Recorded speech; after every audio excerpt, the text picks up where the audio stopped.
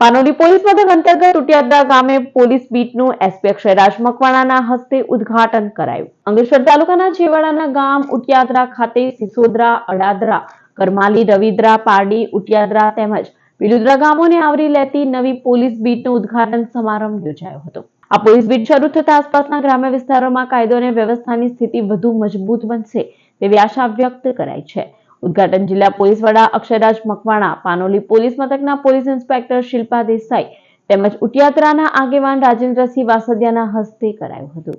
કાર્યક્રમ દરમિયાન અધિકારીઓએ ગ્રામજનોને પોલીસ સાથે સહકાર રાખવા અપીલ કરી હતી તેમજ વિસ્તારમાં શાંતિ, સલામતી અને સુરક્ષા જાળવવા પોલીસ સતત સક્રિય રહેશે તેવી ખાતરી આપી હતી. ના પ્રસંગે કહેવા માંગીશ કે સૌપ્રથમ તો જ્યારે પણ કોઈ બીટ હોય છે કે ઓપી વિસ્તાર હોય છે તેમાં જનરલી મકાન જો દૂર હોય તો મુશ્કેલ પડતી હોય છે પોલીસને પણ.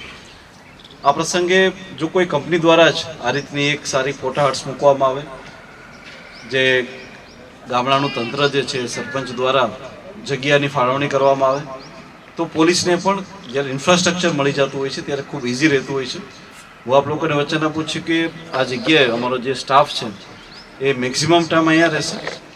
જે રીતે તમે લોકોએ પેટ્રોલિંગની વાત કરી છે તો જ્યાં સુધી અમારી પાસે 4-વ્હીલર ગાડી ઉપલબ્ધ નથી થતી ત્યાં સુધી અમે અહીંયા એમને સરકારી બાઇક પણ આપી દઈશું અને બાઇકની અંદર પણ જેવી રીતના ગાડીમાં ઉપર પોલીસની બેકન લાઇટ હોય છે એવી રીતના અમે અમારા સરકારી બાઇકમાં બી બેકન લાઇટ આપીશું જેથી કરીને પોલીસની ઉપસ્થિતિ દૂરથી પણ મહેસૂસ થઈ શકે છે.